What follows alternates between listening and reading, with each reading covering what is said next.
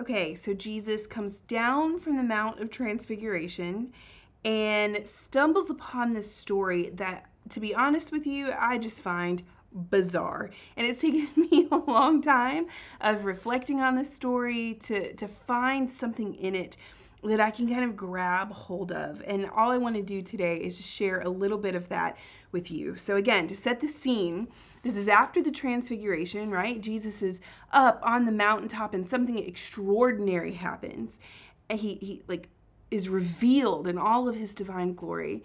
And then he comes down and there's this scene of his disciples, the people who've been following him and learning from him, are not able to do something we've clearly seen earlier in Mark that Jesus has tasked them with doing. And Jesus' response, it's easy to take this as a moment where Jesus is being a little bit snarky, but I don't think he's trying to be mean to them or like, ugh, what am I going to do with these guys? I think he's making a deeper statement than that. So the disciples are not able to heal this boy who is being oppressed by this unclean spirit. And Jesus says to them, "O faithless generation, how long am I to be with you?" Again, sounds a little like snarky Jesus. We get him from time to time. But think about what this story reminds you of in the context of the Hebrew Bible. Can you think of another story where a mediator of God's presence is up on a high mountain receiving something from God and then comes down from the mountain only to find that the people they're tasked with leading are doing shenanigans down in the valley? This is the golden calf story all over again in miniature form. And we're not told why the disciples are unable to heal this boy in the name of Jesus, but I have my suspicions, and my suspicions come from that word faithlessness. You see, I think that the disciples, as they've been healing and doing this work in the name of Jesus, have started to give into the temptation to believe that it's not in Jesus's power that all of these incredible things are happening, but that it's something special about them. And the reason I think that is like a couplefold, but one of the very next stories we're going to get in today's reading is them arguing about who is the greatest among them. And the other reason I believe this is just because I've seen it in my own life. The more work I do in the name of God, the more I'm tempted to believe it's my skill, my talent, my hands, my abilities, my greatness that's behind all these things. And at the end of the day, that is flat out wrong. It is God working through us, empowering us, giving us these abilities that we have in the first place. Who knows? Maybe the disciples are thinking it's just an incantation. They're using Jesus' name like a magic spell of, insert dollar here to the vending machine, out pops a healing. And I think what Jesus is saying is, oh no, you guys are just like that Exodus 32 generation who've built this idol out of the work of your own hands instead of remembering what's actually going on here. It has nothing to do with the disciples' abilities at all. It has everything to do with the one they represent. I mean, do you ever fall into this temptation to think that all of the great work you do is what makes you special?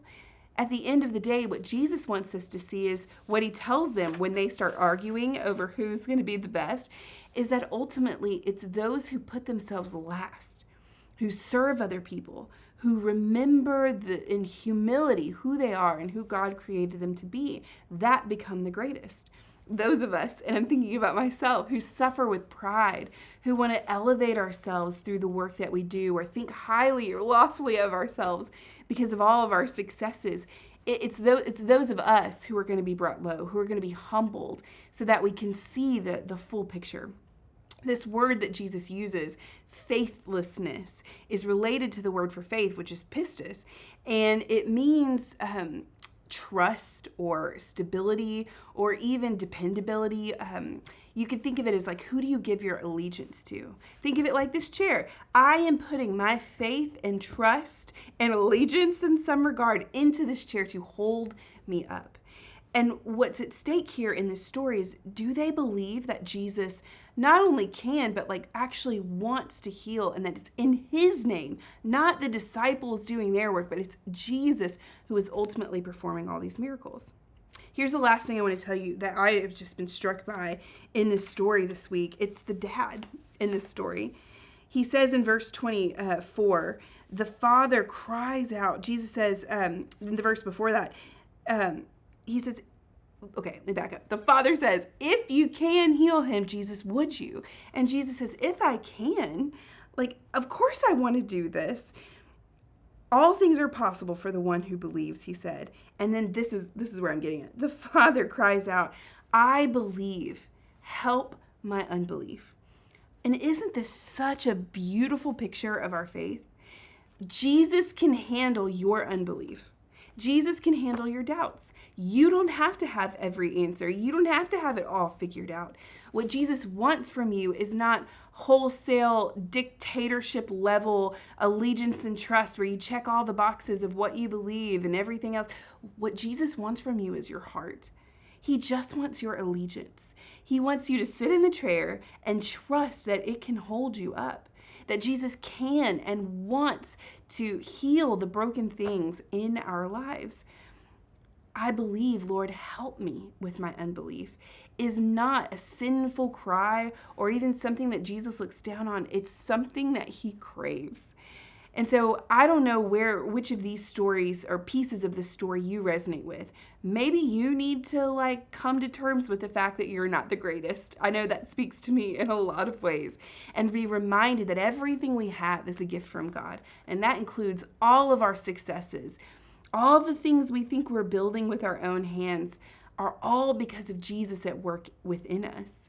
And then maybe this morning, you just need to be reminded that it's okay to have questions, to wonder about things, or to approach the Bible or even faith with curiosity instead of blind, wholesale allegiance to a particular stream of anything, theology, belief, whatever.